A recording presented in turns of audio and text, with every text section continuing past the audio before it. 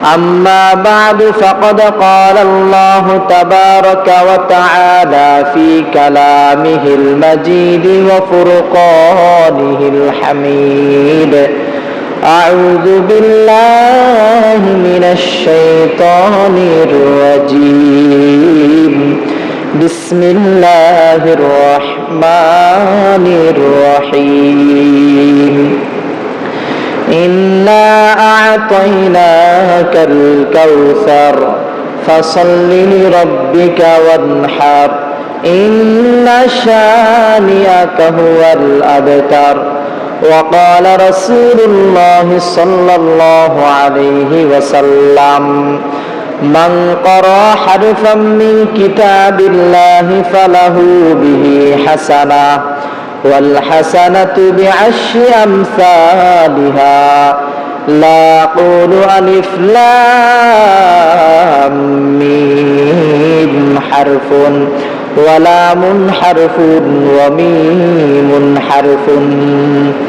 آمنت بالله صدق الله مولانا العظيم وصدق رسوله النبي الكريم ونحن على ذلك من الشاهدين والشاكرين والذاكرين والحمد لله رب العالمين. اللهم صل على محمد وعلى آل محمد كما صليت على إبراهيم وعلى آل إبراهيم إنك حميد مجيد. اللهم بارك على محمد وعلى آل محمد كما باركت على إبراهيم وعلى آل إبراهيم إنك حميد مجيد. ربي زدني علما ربي زدني علما ربي زدني علما رب اشرح لي صدري ويسر لي أمري واحلل عقدة من لساني يفقه قولي. سبحانك لا علم لنا إلا ما علمتنا إنك أنت العليم الحكيم.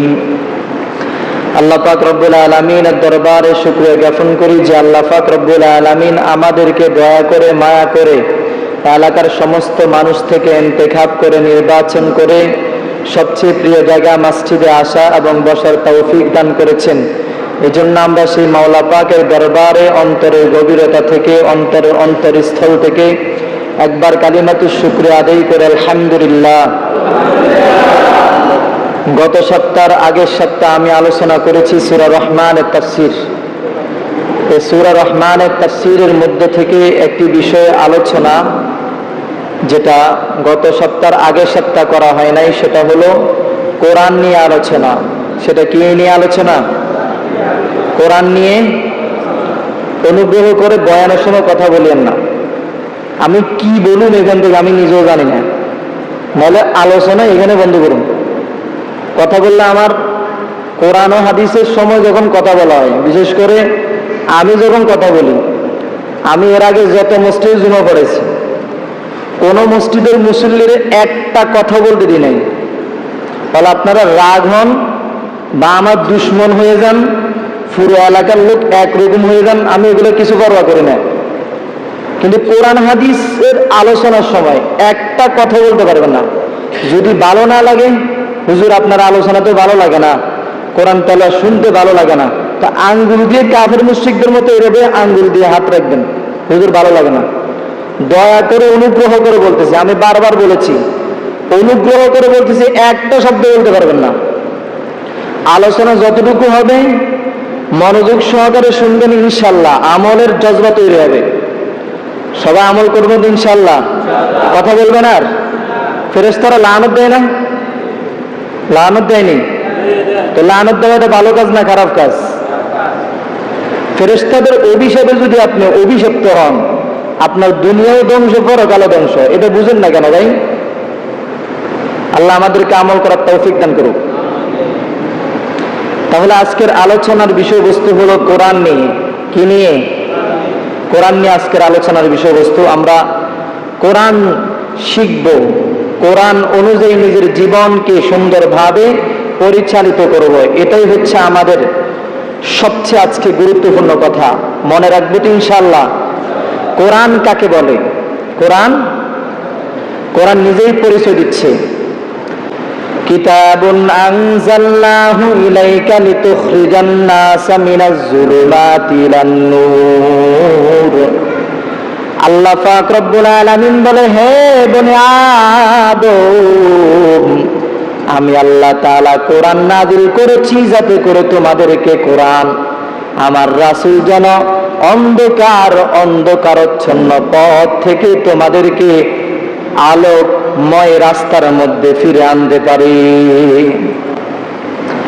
কোরআন কেমন একটি গ্রন্থ!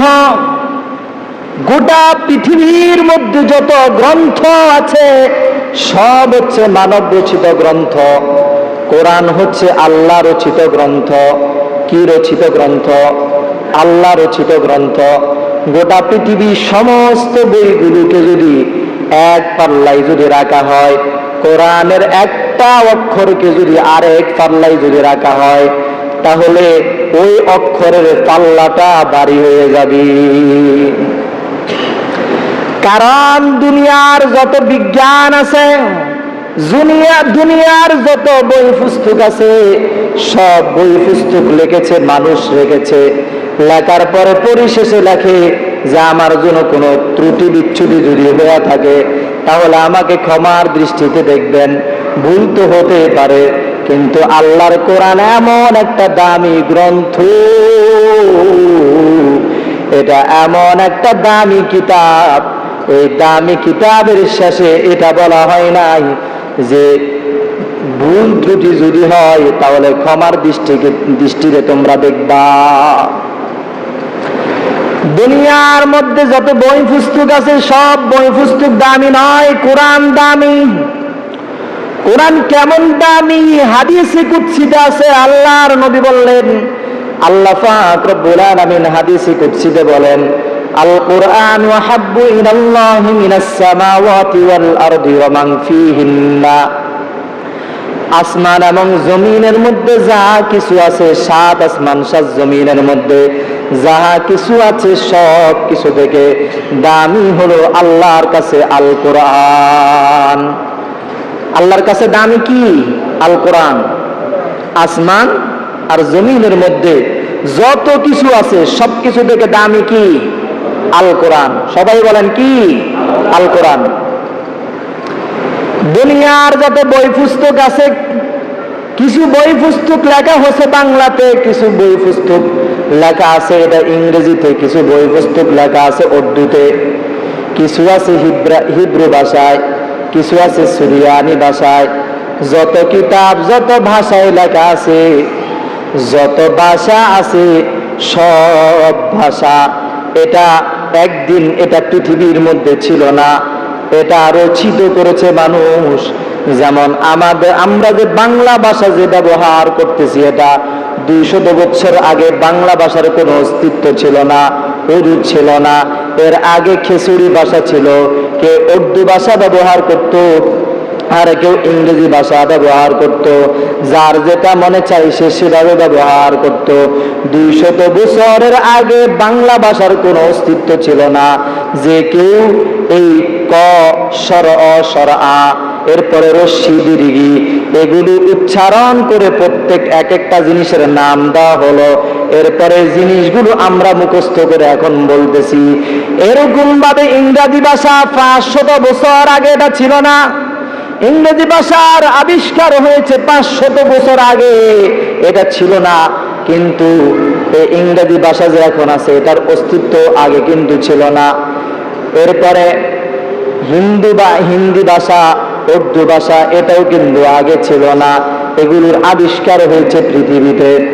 কিন্তু কোরআন এমন একটা দামি গ্রন্থ, কোরআন এমন একটা দামি গ্রন্থ, এই কোরআনকে লেখা হয়েছে আরবি ভাষায়। কোন ভাষায়? কথা বলেন না, কোন ভাষায়? আল্লাহ তাআলা সূরা ইউসুফের মধ্যে বলেন যে আমি আল্লাহ তাআলা কোরআনকে আমি নাজিল করেছি আরবি ভাষায়। কোন ভাষায়? যাতে করে তোমরা বুঝতে পারো কোরআন আমি আরবি ভাষায় নাজিল করলাম। তাহলে এই যে বাংলা ভাষার যে রূপটা আছে, ইংরেজি ভাষার যে রূপটা আছে, উর্দু ভাষার যে রূপটা আছে, এরপরে আরো যত ভাষা আছে ৬,০০০ কিংবা ৩,০০০ যত ভাষা আছে, সব ভাষার একদিন কিন্তু অস্তিত্ব ছিল না।